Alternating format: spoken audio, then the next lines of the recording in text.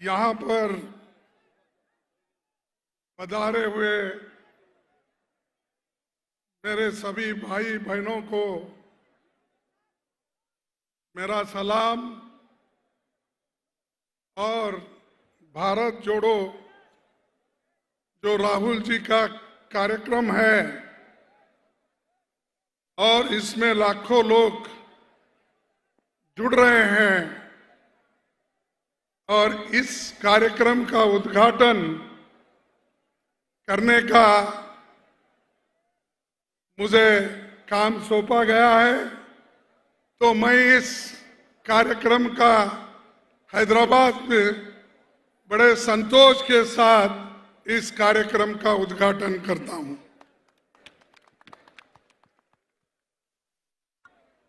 भाइयों, आज इस मंच पे बैठे हुए हमारे कांग्रेस पार्टी के भूतपूर्व अध्यक्ष श्री राहुल गांधी जी, के.सी. वेणुगोपाल जी, रेवंत रेड्डी जी, माणिक टैगोर जी, बट्टी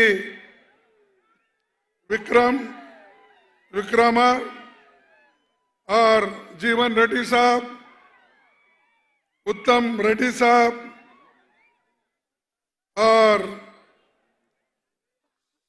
सेटकार साहब, संपत कुमार और हनुमंतराव जी, पोन्ना लक्ष्मण जी, बोसराज और बहुत से साथी यहाँ पर है।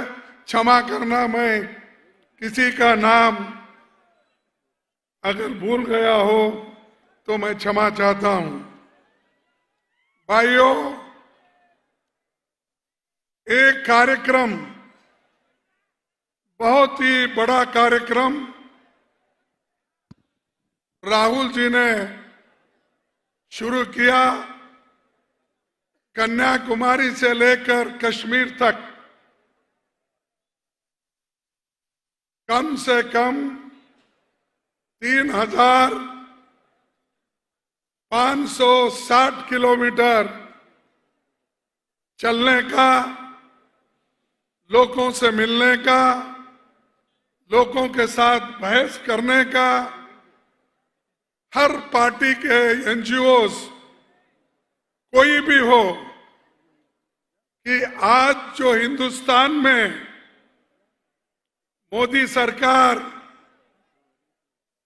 बीजेपी, आरएसएस सभी ने मिलके जो देश को तोड़ने की कोशिश कर रहे हैं, समाज में एक दूसरे को लड़ाने की कोशिश कर रहे हैं और उसी के साथ भाषा में लड़ाई, धर्म में लड़ाई और हर चीज में वो आज अपना हाथ आगे कर रहे हैं। चाहे वो एजुकेशन हो, चाहे वो डेवलपमेंट हो, चाहे किसी भी चीज पर वो अपना छाप बिटाने की कोशिश कर रहे हैं। यहां पर और भी एक बात कर रहे हैं कि जो लोग जिस जगह एक है, एकता से काम करते हैं, मिलजुल के रहते हैं, उनको लड़ाने की कोशिश करते हैं।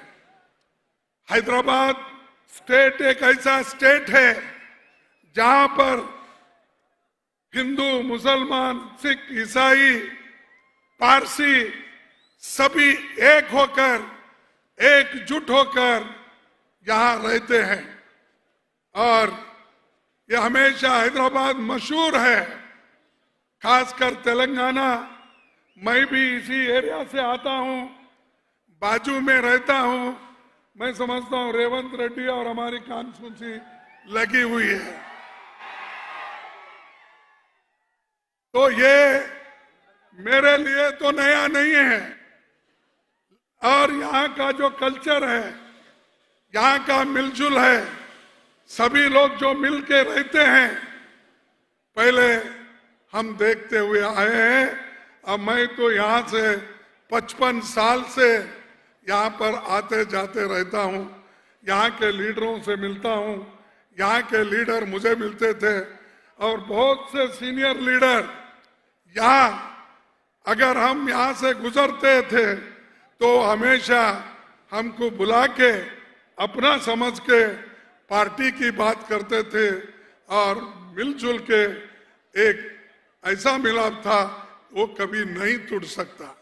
तो हैदराबाद से, तेलंगाना से हमारा जुड़ाव है और कांग्रेस पार्टी एक ऐसी पार्टी है जो आपकी इच्छा थी, आपकी आशा थी कि तेलंगाना अलग बने, वो अगर किसी ने किया है, कांग्रेस ने किया है। कांग्रेस आज आप जो चाहते थे वो देकर आप सभी को अपने पैर पे खड़ा होने के लिए आज इतना बड़ा निर्णय श्रीमती सोनिया गांधी जी ने लिया। तो इसलिए भाइयों, ये एक जो देन है, इसको कायम रखने के लिए सेंट्रल गवर्नमेंट में कांग्रेस पार्टी को लाने के लिए आप सभी लोग पूरी ताकत लगाना जरूरी है। कोई भी हो, आज यहां पर केसीआर की हुकूमत है। केसीआर की हुकूमत कहां से आई? अरे तेलंगाना से आई और तेलंगाना के लोग उनको दिए, लेकिन उन्हीं लोगों को खत्म करने की कोशिश कर रहे हैं।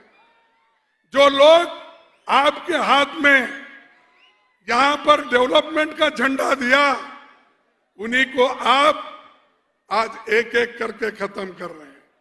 किसी का लैंड छीन रहे हो, किसी को जबरदस्ती केस डाल रहे हो, किसी को दबाने की कोशिश कर रहे हो। तो मैं यही समझता हूं कि केसीआर में और मोदी में कोई फर्क नहीं है, दोनों एक ही है। क्योंकि हमारे कई बिल जो हम पार्लियामेंट में लाए थे, जरा चुप बैठिए, सुनो, उसके बाद फिर कूदेंगे चुनाव में। भाइयों, आप ये मत समझो कि आज जो केसीआर हर स्टेट जाकर मिल रहे हैं, किसी को गला लगा रहे हैं, किसी को शाल डाल रहे हैं, यहां से लेकर कलकत्ता गए, कलकत्ता से पंजाब गए, पंजाब से फिर तमिलनाडु गए, बेंगलुरु, सब जगह जा रहे हैं। क्यों भाई? पहले तो तुम अपना घर संभालो और जो पार्टी कन्याकुमारी से कश्मीर तक जिंदा है, लड़ने के तैयार है, उसको आप कमजोर कर रहे हो। तो मैं पूछना चाहता हूं, अगर आप बीजेपी के उसूल के खिलाफ हैं, तो आप क्यों उनके कानून को पार्लियामेंट में सपोर्ट किया? जो 3 काले कानून आए थे, इन्होंने सपोर्ट किया और ट्रिपल तलाक बिल को इन्होंने सपोर्ट किया। इतने मैं चीजें बताऊंगा। जब कभी भी हम लड़ते थे, मैं लीडर ऑफ कांग्रेस पार्टी का या लोकसभा में था, तो हम हर बिल को जब अपोज करते तो ये लोग उनसे मिलते थे, आज भी मिलते हैं। फिर दूसरी तरफ ये कहते हैं कि हम देश में जो है नॉन बीजेपी सरकार लाना चाहते हैं। अगर नॉन बीजेपी सरकार कोई लाएंगे, वो राहुल गांधी के नेतृत्व में, कांग्रेस के नेतृत्व में हम लाएंगे, हम लाएंगे। ये हमारे पास उतनी ताकत है। तो आपको मैं एक ही बात कहता हूं, ये जो केंद्र की भी सरकार है, ये बड़ी अजब सरकार है। मोदी का तो रोज देखते हैं, कभी वो टोपी पहनते हैं, क्या कभी रुमाल पहनते हैं, हर वेश में वो आते हैं, जैसा देश वैसा वेश वो करके चले जाते हैं। और मुझे ये महसूस हो रहा है कि आप सबको भी मैं अवगत कराना चाहता हूं कि इस देश में सरकारी नौकरियां 13 लाख नौकरियां खाली है। 13 लाख, वो रेलवे के हो, डिफेंस के हो, सिविल सर्वेंट्स के हो, 13 लाख वैकेंसीज है। और परसों मोदी जी 75,000 नौकरियां की सर्टिफिकेट बांट रहे हैं। अरे जिस जगह 13 लाख नौकरियां खाली है और SC, ST, OBC के लिए कम से कम 6 लाख नौकरियां खाली है, वो नौकरियां आप नहीं भर रहे हैं। आप अपने चाहते हुए लोगों को 75,000 की भर्ती करके मैं इतने नौकरी दिया, कहां से दिए भाई? ये तो सरकारी नौकरी है, वो भी 13 लाख है। 13 लाख में सिर्फ आप दे रहे हैं एक 75,000, बाकी के ये तो एक अलग बात, ये तो रूटीन कोर्स है, हमेशा भरते आते हैं, ये कोई बड़ी बात नहीं है।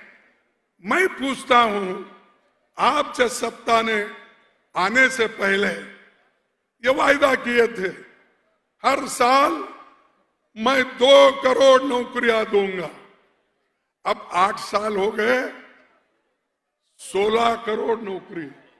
वो 16 करोड़ नौकरी कहां है, उसका हिसाब दो। और ये तो सरकारी नौकरियां हैं, आपके 2 करोड़ नौकरियां कहां है? स्किल डेवलपमेंट, स्टार्टअप, इसके कहां है? देखो ये झूठ बोलते जा रहे हैं मोदी जी, और झूठ बोलते बोलते लोगों को, युवाओं को फंसा रहे हैं। कितने दिन आप झूठ बोलेंगे? अगर ऐसा ही आप झूठ बोलते रहेंगे, देश एक दिन, इस देश का नौजवान उठ खड़ा होगा, जैसा कि आज भारत जोड़ो यात्रा में राहुल जी के साथ खड़े हुए हैं। चुप बैठो भाई, पुलिस जरा शांति से चुप बैठो। तो ये आज इतने नौजवान लोग क्यों आ रहे हैं कि वो जो उन्होंने वायदा किया था उस वायदे के मुताबिक वो चल नहीं पाए, इसीलिए नाखुश होकर अब रोड पे आए हैं लाखों लोग। मैं देखा हूं खुद, मैं कन्याकुमारी में भी इस इनॉग्रल फंक्शन में था, वहां से लेकर हैदराबाद तक और हैदराबाद से लेकर अब मराठवाड़ा तक, मराठवाड़ा से लेकर उड़ीसा तक लोग लाखों की संख्या में जुड़ेंगे और आने वाले 2024 में कांग्रेस पार्टी की सरकार सेंट्रल में आएगी। और मैं ये आपसे कहूंगा, यूपीए की सरकार कितने काम किए हैं, लेकिन ये वक्त नहीं है बहुत से नेता बात करने वाले। और क्योंकि बार बार मोदी हमको पार्लियामेंट में पूछते हैं, बाहर पूछते हैं, जब 2 करोड़ का एक रिनोवेशन करके पुल उन्होंने उद्घाटन किया, वो 5 ही दिन में गिर गया और कम से कम 145 लोग मर चुके। जब यही हादसा बंगाल में हुआ था तो उन्होंने कहा कि यहाँ के लोगों का शाप ही कारण है, इसीलिए वो मर गए।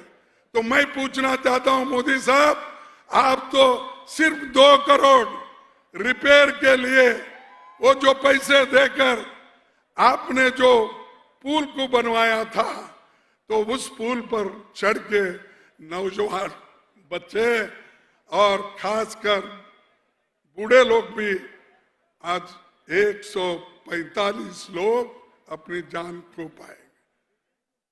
तो ये मोदी झूठ बोलते हैं, और झूठ का अगर आप सपोर्ट करते जाएंगे एक दिन देश को तबाह और तंग कर देगा। तो इसलिए दोस्तों, हमारे काम क्या है ये आपके सामने है। वो हमेशा बोलते थे 70 साल में तुमने क्या किया। मैं पार्लियामेंट में उनको बार बार कहता था, अगर 70 साल में हमने कुछ नहीं किया होता, मोदी जी आप प्रधानमंत्री इस देश के नहीं बन सकते थे। आप जो प्रधानमंत्री बने, पंडित जवाहरलाल नेहरू जी इस देश में डेमोक्रेसी को टिकाया, उसका जो बुनियाद है नीचे डाल दिए थे। तो आप वो डेमोक्रेसी को टिकाने का काम हम लोगों ने किया और उसका फायदा आपको मिला। संविधान, इस देश का संविधान डॉक्टर बाबा साहब अंबेडकर, पंडित जवाहरलाल नेहरू, वल्लभ भाई पटेल जी, महात्मा गांधी जी, सभी ने मिलकर यह कहा कि अंबेडकर जी इस संविधान को आप बनाइए। संविधान उन्होंने बनाया, और उस संविधान की रक्षा करने का काम किसने किया? कांग्रेस पार्टी ने किया। इसीलिए उस संविधान के वजह से, उस डेमोक्रेसी के वजह से आज मोदी प्राइम मिनिस्टर बन के घूम रहे हैं हर जगह। एक गुजरात में कम से कम 6 दिन से घूम रहे। एक इलेक्शन में, छोटी सी एक स्टेट का इलेक्शन, और भी जाने वाले हैं। हिमाचल जैसे स्टेट का इलेक्शन घोषणा करते हैं, लेकिन गुजरात का टाइम टेबल नहीं निकलता, क्योंकि ऐसे उनको बहुत से ऐसे पुल का उद्घाटन करना है जो मुरब्बी में गिरे है, वैसे पुल का उनको उद्घाटन करना है। तो इसलिए दोस्तों, मैं आपसे ज्यादा कुछ नहीं कहता। महंगाई तो बढ़ रही है, अनएम्प्लॉयमेंट एक तरफ, महंगाई, पेट्रोल, डीजल, खाने की चीजें, हर चीज, बच्चों के पेंसिल, रबर, ऐसे चीजें भी मोदी ने जो नहीं छोड़ा, सब कुछ जीएसटी लगा दिया। एक तरफ जीएसटी की मार, एक तरफ महंगाई की मार, एक तरफ अनएम्प्लॉयमेंट, और आज 26 करोड़ लोगों का इनकम केवल 10,000 रुपए महीना है। 28 करोड़ लोग जो काम करते हैं, अब उनमें से 26 करोड़ लोगों की आमदनी तो केवल 10,000 रुपए है। तो आप सोचिए, देश आगे बढ़ रहा है या पीछे बढ़ रहा है। जवाहरलाल नेहरू जी ने इसीलिए तो 5 प्लानिंग लाए थे, लोगों को अनेक कॉलेज बना के दिए, medical college, engineering college, polytechnic, ITI, और हैदराबाद उसका एक सबूत है। जिस जगह हजारों लोग फार्मेसी में और दूसरे इंडस्ट्रीज में, एचएलए में जो काम करते हैं, ये हैदराबाद बना पब्लिक सेक्टर की वजह से। हैदराबाद को बढ़ावा मिला, इकोनॉमी को बढ़ावा मिला, क्योंकि पंडित जवाहरलाल नेहरू जी की सोच जो थी पब्लिक सेक्टर बनाने का, लोगों को नौकरी देने का। ये एक एक बेच के खा रहे हैं। ये तो इतना बेच रहे हैं, पूछो मत, कि मोदी और शाह मिलके ये 2 लोग और इस देश के 2 अमीर लोगों को बेचते जा रहे हैं। एयरपोर्ट नहीं छोड़ रहे, पोर्ट नहीं छोड़ रहे, रोड नहीं छोड़ रहे, हवा एक खुला छोड़े उसको एक टैक्स नहीं डाल रहे, नहीं तो बाकी सब बेच के खा रहे हैं। अगर मौका मिला, उनको कोई टेक्निक बताया, अगर आदमी जीना है, उसको ऑक्सीजन और हवा होना है, तो उसको कम से कम टैक्स लगाना चाहिए। अगर कहा तो वो भी कर जाएंगे, यानी किसी को नहीं छोड़ा। तो इसलिए ऐसे लोगों को पहले गद्दी से हटाना है। इसके लिए एक होना है, ये छोटी मोटी बातें आप भूल जाओ, कौन क्या दिया, किसको क्या मिला। अरे अगर देश बचा, हम बचे, डेमोक्रेसी बची, संविधान बचा, तो ही सब कुछ मिलने वाला है ना। अगर यही खत्म हुआ तो आपको क्या मिलने वाला? फिर गुलाम बन जाएंगे, फिर चंद लोगों के हाथ में आप रहेंगे। तो इसलिए भाइयों, मैं ज्यादा वक्त आपका न लेते हुए मैं आपसे यही विनती करूंगा, हम मिलजुल के आगे कदम बढ़ाएंगे। और आखिरी एक बात मैं कहता हूं, वक्त को बदलना सीखो, वक्त को बदलना सीखो, मजबूरियों को मत कोसो, मजबूरियों को मत कोसो, वक्त को बदलना सीखो और हर हाल में राहुल जी के साथ चलना सीखो। और मोदी जी वो छोटी उड़ान पे गुरूर करते रहते हैं, लेकिन जो परिंदा अपने लिए आसमान ढूंढता है, लेकिन मोदी छोटे छोटे चीजों पे अपने गुरूर बताते, मैंने ये किया वो किया। तो इसलिए दोस्तों, इसको और मैं आगे न बढ़ाते हुआ इतना ही कहूंगा, हम थोड़ा फंस गए क्योंकि हम सच बोलने वाले लोग जो कुछ करते हैं वो सच बोलते गए, गरीबों के लिए करते गए। सोनिया जी ने फूड सिक्योरिटी एक्ट लाई, कंपल्सरी एजुकेशन एक्ट लाया और मनरेगा जैसा स्कीम लाया। ये किसके लिए? ये गरीबों के लिए। हमने किया, लोगों को उसका फायदा हो रहा है। और ये सच है, लेकिन आज लोग झूठ बहुत बोलते हैं। उसीलिए झूठ बोलकर तो मैं ही भी दरिया पार कर जाता, झूठ बोलकर तो मैं भी दरिया पार कर जाता।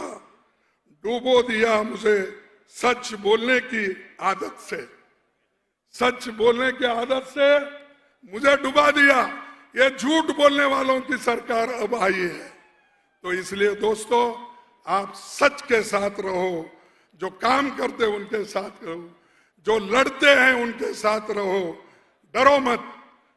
सरकार कुछ भी रहने दो, करने दो, लेकिन कांग्रेस पार्टी हमेशा गरीबों के साथ, नौजवानों के साथ, किसानों के साथ, SC/ST के साथ, OBC के साथ, पिछड़े हुए दबे हुए लोगों के साथ हमेशा रही है, रहेगी और युवाओं को भी हमेशा साथ देगी।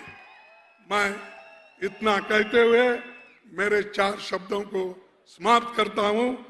जय हिंद, जय तेलंगाना। मैं एक स्लोगन दूंगा, आप उसको अपनी आवाज में जोर से मिला देना।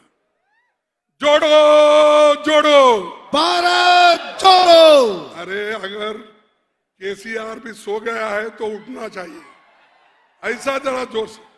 जोड़ो जोड़ो भारत जोड़ो, जोड़ो जोड़ो भारत जोड़ो। जय हिंद, जय हिंद, जय हिंद, जय हिंद, जय हिंद। जय हिंद। धन्यवाद, आप सबको नमस्कार।